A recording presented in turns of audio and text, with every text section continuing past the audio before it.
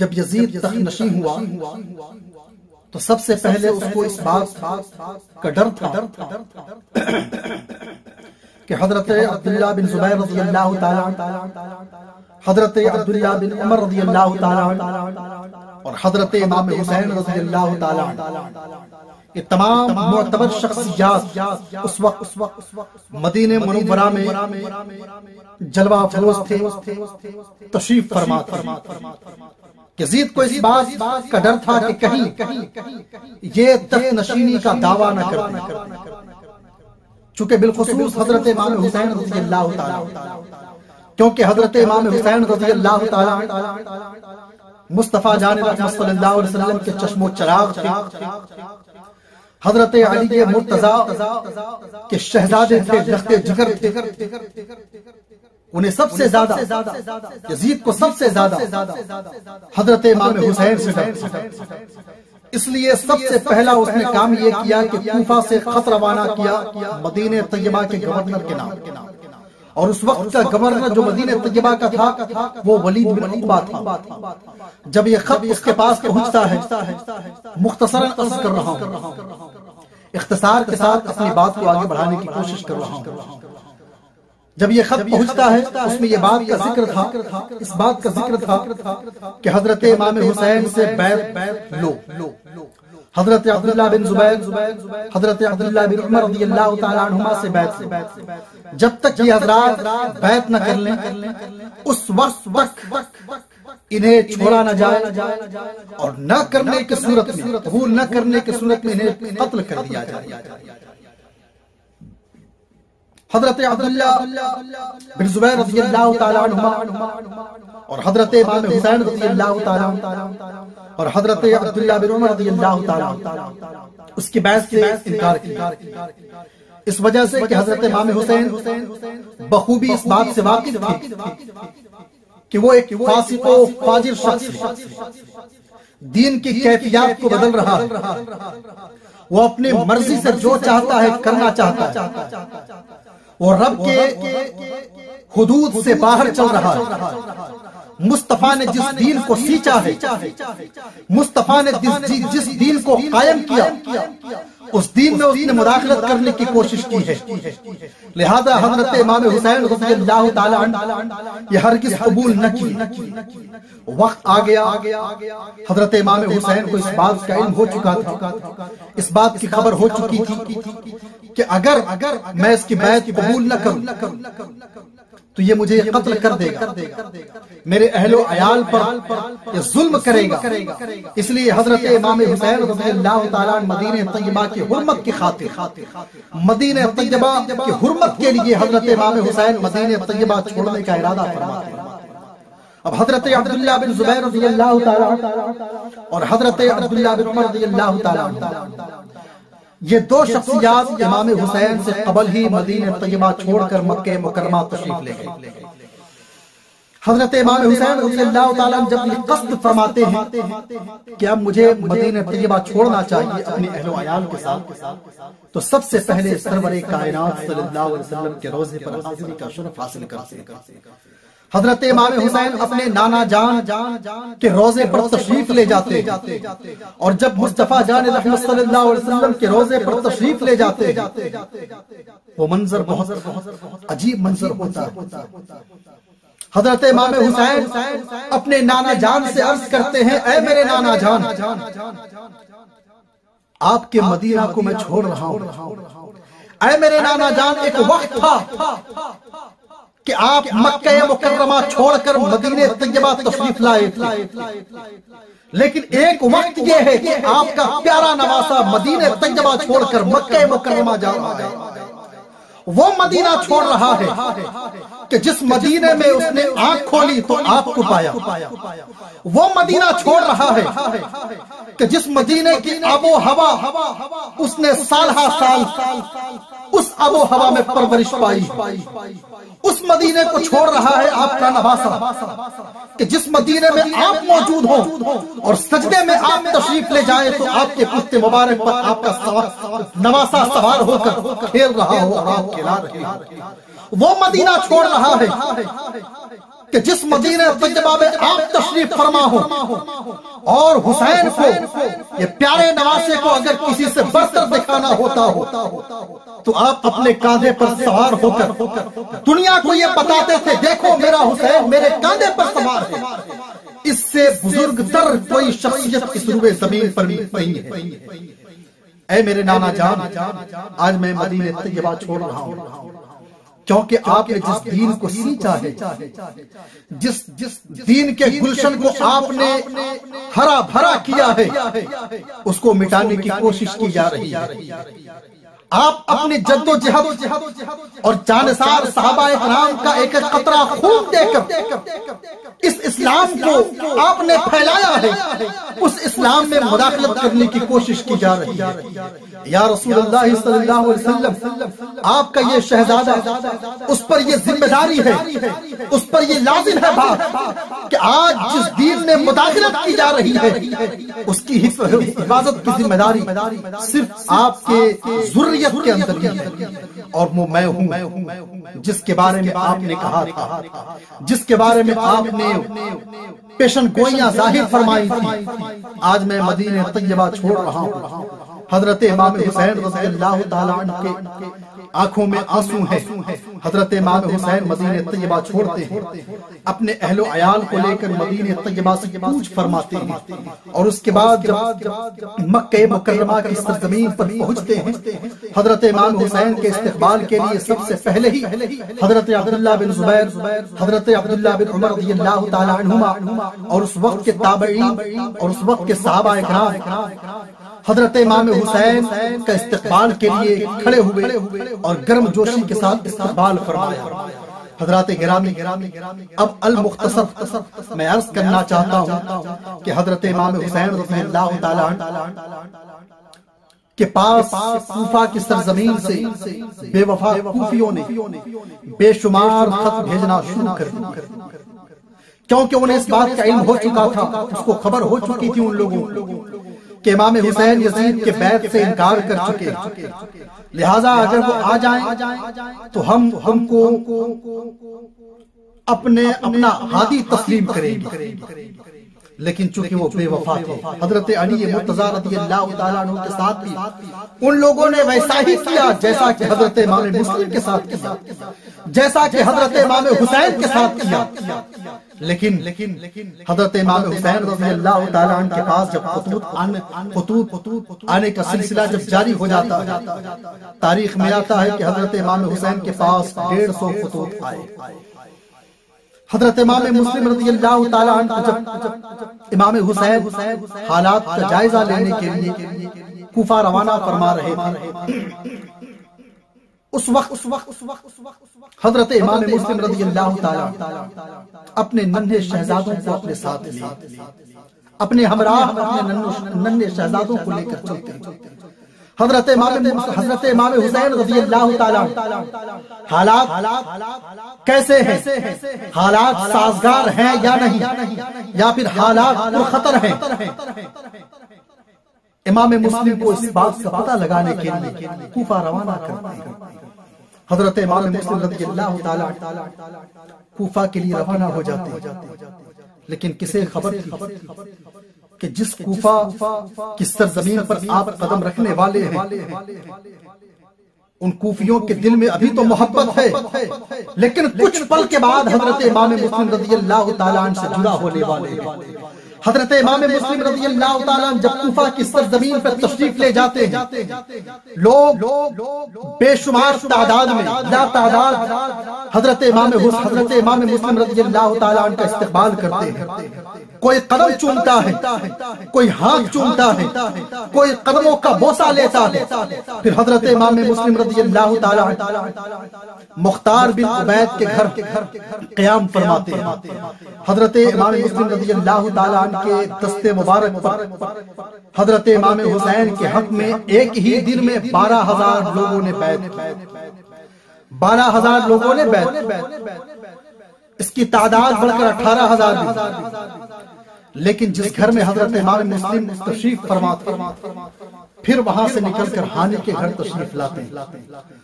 اور اس بات کی خبر ابن زیاد کو لگ جاتا ہے، یزید کو لگتا ہے۔ یزید کو جب خبر ہوتی ہے کہ امام مسلم کے ہاتھ پر، امام مسلم کے دست مبارک پر حسین ابن علی کے حق میں لوگ بیعت کر رہے ہیں، تو اس نے سب سے پہلا جو کام کیا وہ یہ کہ اس نے ابن زیاد کو خبر کی اور اس نے کہا کہ جاؤ کڑی نگرانی رکھو، لوگ اگر ایسے ہی بیعت کرتے چلے جائیں گے تو ایک وقت آئے گا کہ میری تخت نشینی کا خاتمہ ہو جائے گا۔ لیکن آئیے آپ کو بتاتا چلوں، حضرت امام حسین رضی اللہ تعالیٰ عنہ کو تخت نشینی کی لالچ نہیں تھی، حضرت امام حسین رضی اللہ تعالیٰ عنہ کو بادشاہت کی لالچ نہیں تھی، حضرت امام حسین رضی اللہ تعالیٰ عنہ صرف یہ چاہتے تھے کہ جس دین کو نانا نے بڑی جد و جہد کے ساتھ پھیلایا ہے اس دین کی حفاظت ہو جائے، بس یہی چاہتے تھے۔ ورنہ حضرت امام مسلم اور حضرت امام حسین کو اس جانب جانا ہی نہیں تھا۔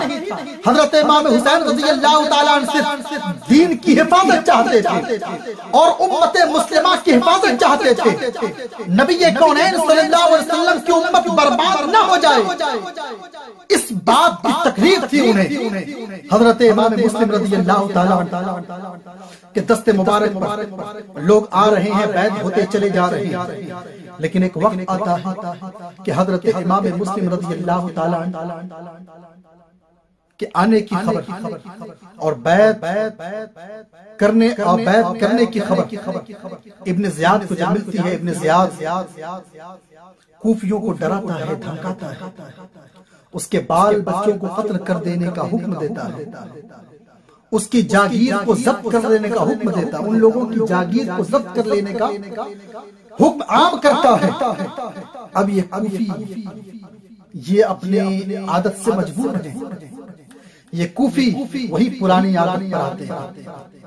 جو کہ حضرت علی مرتضی رضی اللہ تعالیٰ عنہ کے ساتھ انہوں نے کیا تھا، حضرت امام مسلم کے ساتھ یہ وہی کرنے لگتے ہیں۔ کل تک یہ لوگ ابھی کچھ لمحے پہلے تک حضرت امام مسلم رضی اللہ تعالیٰ عنہ کے دست مبارک پر بیعت کر رہے تھے، اب امام مسلم رضی اللہ تعالیٰ عنہ سے جدا ہونے لگتے ہیں، اب ان کے جان کے لالے پڑتے ہیں، جان کا خطرہ بڑھ جاتا ہے، ڈر ستانے لگتا ہے، جاگیر ضبط ہونے کی ڈر ستانے لگتا ہے، بال بچوں کے قتل کا ڈر ستانے لگتا ہے۔ اب یہ حضرت امام مسلم سے کنارہ کشی کرنے لگتے ہیں، حضرت امام مسلم سے ہٹ جاتے ہیں، دور ہو جاتے ہیں۔ حضرت امام مسلم رضی اللہ تعالیٰ عنہ کے سامنے اور ان کے شانہ بشانہ چلنے والے 18,000 لوگ عصر کے وقت تک حضرت امام مسلم کے پاس صرف 500 لوگ رہ جاتے ہیں، اور جیسے ہی سورج غروب ہوتا ہے حضرت امام مسلم کے پاس سے وہ 500 لوگ بھی جدا ہو جاتے ہیں۔ اب رات کی تنہائی ہے، رات کی تنہائی ہے، رات کے سناٹے میں حضرت امام مسلم رضی اللہ تعالیٰ عنہ ایک مسجد میں تشریف فرما ہے، ایک طرف ابن زیاد کا لشکر حضرت امام مسلم رضی اللہ تعالیٰ عنہ کی ذات اقدس پر کڑی نگرانی رکھی ہوئی ہے اور حضرت امام مسلم کی تلاش جاری ہے۔ حضرت امام مسلم کو پیاس لگتی ہے، حضرت امام مسلم رضی اللہ تعالیٰ عنہ جب مسجد سے باہر نکلتے ہیں اور پیدل چلتے ہیں، کچھ دور جب چلتے ہیں ایک گھر نظر آتا ہے، اس گھر میں ایک ضعیفہ ہوتی ہے اور اس ضعیفہ کا نام توعہ ہوتا ہے۔ حضرت امام مسلم رضی اللہ تعالیٰ عنہ اس ضعیفہ سے عرض کرتے ہیں کہ مجھے ایک گلاس پانی ملے گا، وہ ضعیفہ پانی پلاتی ہے۔ حضرت امام مسلم رضی اللہ تعالیٰ عنہ اپنی غریب الوطنی کا ذکر فرماتے ہیں،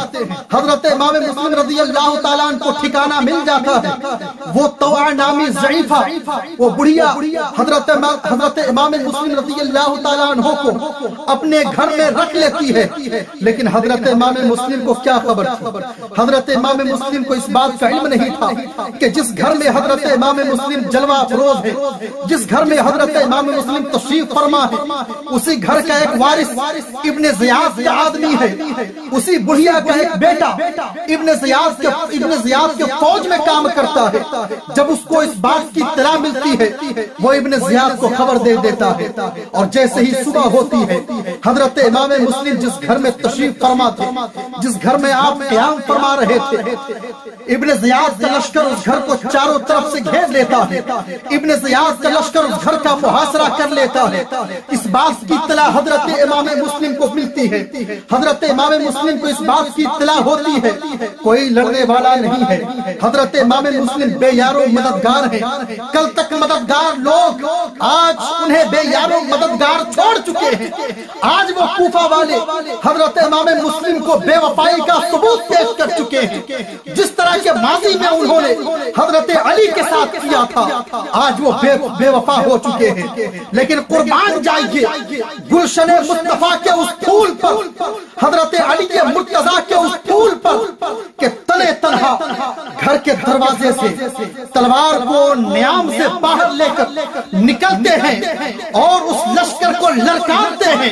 حضرت امام مسلم رضی اللہ تعالیٰ عنہ ارشاد فرماتے ہیں کہ کسی کے اندر ہے جرأت جو مجھ سے مقابلہ کر سکے۔ حضرت امام مسلم رضی اللہ تعالیٰ عنہ سے لوگ لڑنے آتے ہیں، حضرت امام مسلم رضی اللہ تعالیٰ عنہ شیر ببر کی طرح بکریوں پر جس طرح شیر ببر حملہ آور ہوتا ہے، حضرت امام مسلم رضی اللہ تعالیٰ عنہ اس طرح حملہ کرنے لگتے ہیں اور کئیوں کو جہنم رسید کر دیتے ہیں، کئیوں کو زخمی کر کے نیچے گرا دیتے ہیں۔ حضرت امام مسلم رضی اللہ تعالیٰ عنہ کے اوپر جب لوگ پتھر برسانے لگتے ہیں، حضرت امام مسلم کے سر انور پر ایک پتھر جب لگتا ہے، امام مسلم رضی اللہ تعالیٰ عنہ کا سر انور لہو لہان ہو جاتا ہے۔ اس کے بعد حضرت امام مسلم رضی اللہ تعالیٰ عنہ ایک دیوار سے ٹیک لگا کر بیٹھ جاتے ہیں۔ اس کے بعد رب تبارک و تعالیٰ کی اس برگزیدہ بندے کی ذات اقدس پر قربان جائیے کہ اسی وقت حضرت امام مسلم رضی اللہ تعالیٰ عنہ مکہ مکرمہ کی جانب اپنا رخ فرماتے ہیں، مکہ مکرمہ کی جانب اپنا جب چہرہ کرتے ہیں اور حضرت امام حسین کی بارگاہ میں عریضہ پیش کرتے ہیں، حضرت امام حسین کی بارگاہ میں جو عریضہ پیش کرتے ہیں، زبان اقدس پر جو کلمات ہوتے ہیں وہ یہ کلمات تھے کہ اے میرے بھائی امام حسین، کیا آپ کو اس بات کا علم ہے، کیا آپ کو اس بات کی خبر ہے کہ آپ کے بھائی مسلم بن عقیل کے ساتھ کیا سلوک ہو رہا ہے، مسلم بن عقیل کے ساتھ کوفیوں نے کیا کیا ہے؟ اے میرے امام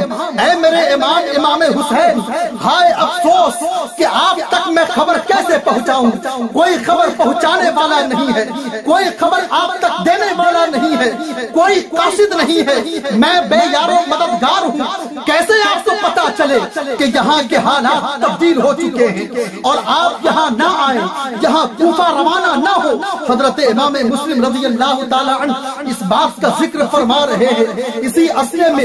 ایک شخص حضرت امام مسلم رضی اللہ تعالیٰ عنہ پر ایک پتھر چلاتا ہے، جب پتھر چلاتا ہے حضرت امام مسلم رضی اللہ تعالیٰ عنہ کے لب مبارک پر جب پتھر آ کر لگتا ہے، لب مبارک زخمی ہو جاتا ہے، لب مبارک جب زخمی ہوتا ہے پھر ایک شخص اندر سے آتا ہے اور آنے کے بعد آپ کے اوپر تلوار سے حملہ کرتا ہے۔ جب حضرت امام مسلم رضی اللہ تعالیٰ عنہ پر تلوار سے حملہ کرتا ہے اس وقت آپ کے لبہائے مبارک زخمی اور ہو جاتے ہیں۔ حضرت امام مسلم رضی اللہ تعالیٰ عنہ اسی حالت میں اس شخص کو بھی جہنم رسید فرماتے ہیں، اس شخص کو بھی جہنم پہنچاتے ہیں۔ اس کے بعد رب تبارک و تعالیٰ کی بارگاہ میں عرض کرتے ہیں، اے میرے پروردگار، آج تیرا بندہ یہ پیاسا ہے، آج تیرا بندہ یہ پیاسا ہے۔ وہ ضعیفہ جس کا نام طوعہ ہوتا ہے وہ کنارے کھڑی ہو کر سن رہی تھی۔ حضرت امام مسلم کو جب یہ بات، حضرت امام مسلم کا جب یہ بات اور یہ گفتگو سنتی ہے جو رب کے مابین، رب اور حضرت امام مسلم کے مابین تھی، حضرت امام مسلم کا ذکر جب حضرت امام مسلم کی بات جب سنتی ہے اندر جاتی ہے اور پیالے میں پانی لے کر حضرت امام مسلم کے سامنے پیش کرتی ہے۔ حضرت امام مسلم پیالہ اپنے